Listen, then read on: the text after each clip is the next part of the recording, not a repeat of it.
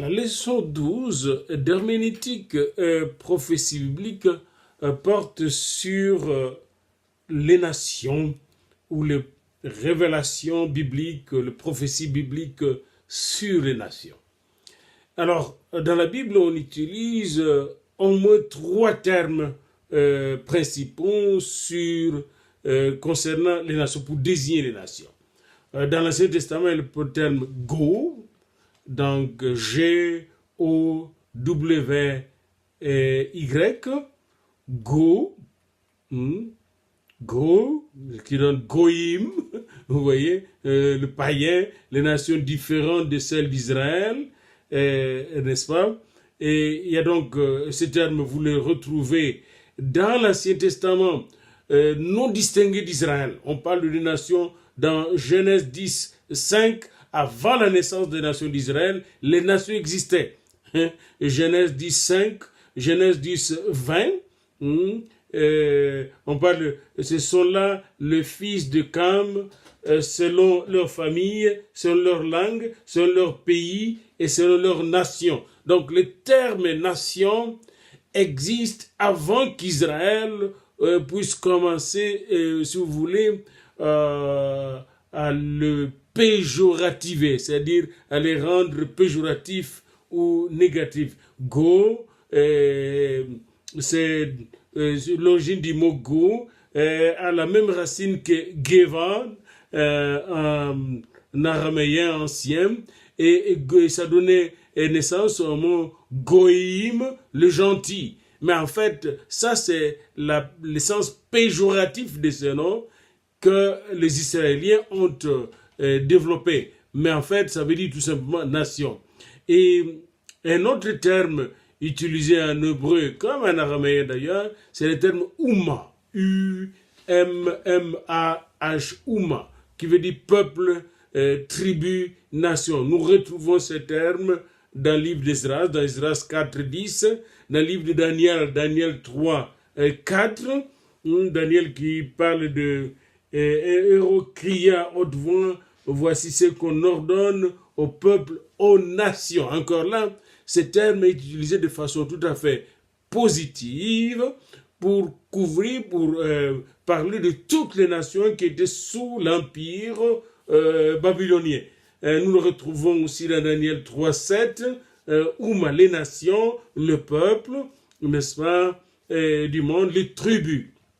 Dans le Nouveau Testament, le mot le plus utilisé, c'est le mot ethnos. Et le mot ethnos veut dire justement ethnie, groupe tribal, n'est-ce pas, groupe humain et nation. Parce que les nations parlant une nation dont le peuple parle la même langue forme ce qu'on appelle un groupe humain qu'on appelle ethnie. Et cette ethnie, n'est-ce pas, formée dans l'ancien temps une nation. Vous voyez, hein? Alors comme le Gaulois, les Romains, et on peut les Égyptiens parlant et écrivant une même langue, n'est-ce pas? Et donc chaque nation, le Perse, le Congo, comme nous avec K, hein, le Congo avec K couvre plusieurs tribus, les Ntandu, les Nyanga ou les Banyanga, le Ndibu, les Bandibu, les Bakongo de Boma, les Bakabinda, les Bayombe, et toutes ces tribus-là, toutes ces tribus forment un seul peuple qu'on appelle le peuple Congo, qui était un royaume qui va jusqu'en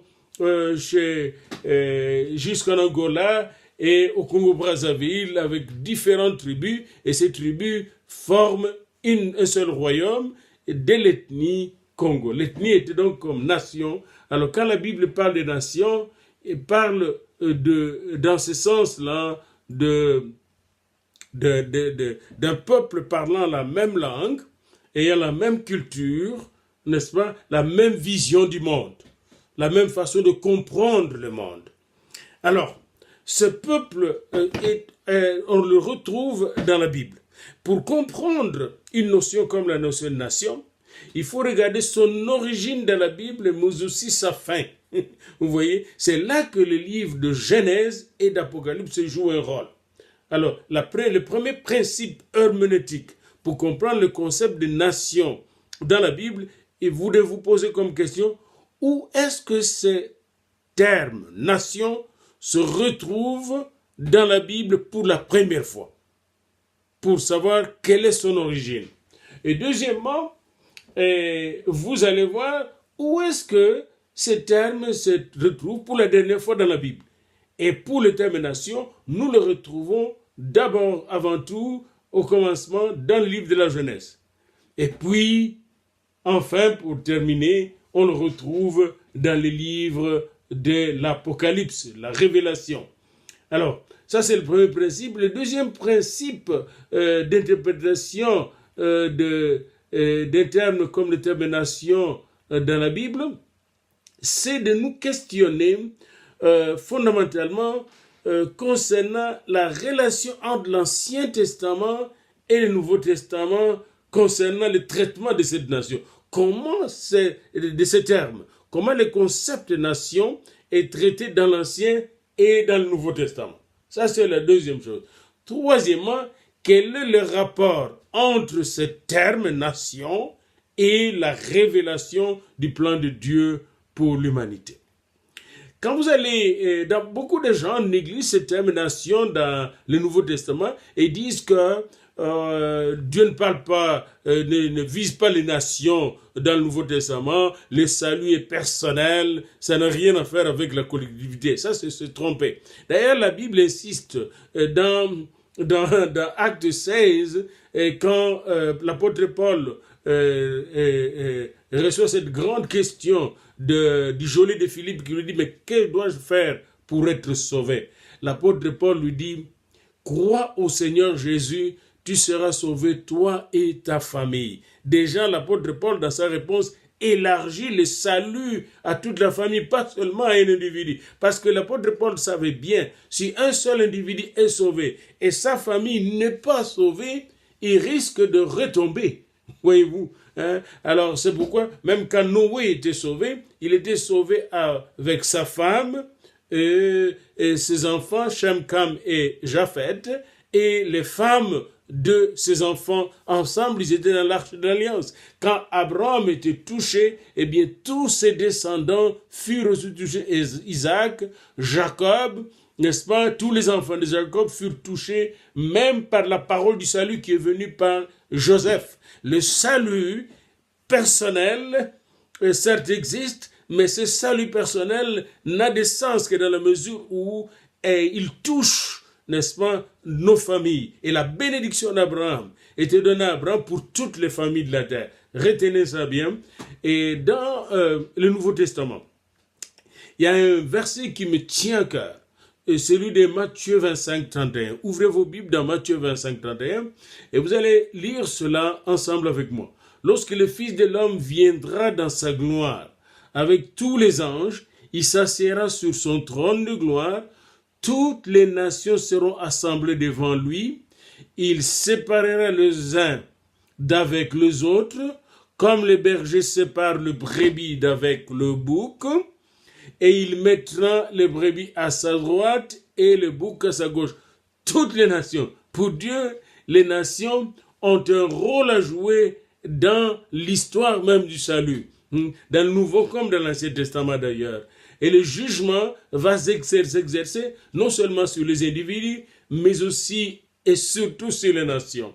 Et ce jugement est en liaison avec la seconde venue de Jésus-Christ dont nous parlerons vers la fin de ce cours.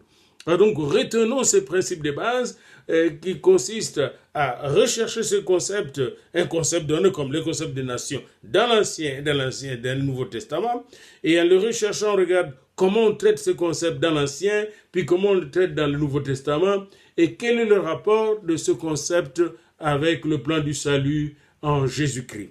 Ça, c'est un. Deuxième chose, nous verrons aussi les rapports entre ce concept et Israël. Nous verrons cela dans un autre chapitre. Pour le moment, vous voyez, quel est le début de la révélation concernant les nations dans l'Ancien Testament? la notion de nation apparaît pour la première fois dans le livre de Genèse au chapitre 10. Et ce chapitre montre que 70 nations sortent des descendants de 3 fils de Noé, Cam, Shem et Japhet. Et en hébreu, le nombre 70 a une signification particulière. Le nombre 7 symbolise la perfection interne, tandis que le nombre 10 représente la perfection externe. Alors, vous avez la perfection interne, intrinsèque, et la perfection extrinsèque, 7 et 10. Et lorsque les deux se retrouvent ensemble, 70, vous avez la perfection totale, externe et interne. La combinaison de ces deux, 7 multiplié par 10. Eh bien, 70 indique donc la totalité des nations descendant de Noé. Vous voyez, nous étions 70 descendants de Noé et toutes les autres nations sont sorties de ces 70 nations du monde. Et c'est ce que nous dit l'écrivain, l'auteur du livre de la Genèse, dans Genèse 10, 32. Voilà les clans des fils de Noé, selon leur lignée, dans leur nation, n'est-ce pas? C'est à partir d'eux que les nations Ouma se sont réparties sur la terre. Alors, toute l'histoire de ce qui précède l'établissement des nations est au moins aussi importante que la signification numérique. C'est le déluge, la destruction de toute la vie humaine et le nouveau commencement qui est caractérisé par la promesse de la grâce divine à toutes les nations. Dieu promet à Noé qu'il ne portera plus jamais un jugement aussi total sur l'humanité. Il promet de respecter les lois de la nature et même de veiller sur elles afin que les hommes aient de quoi vivre.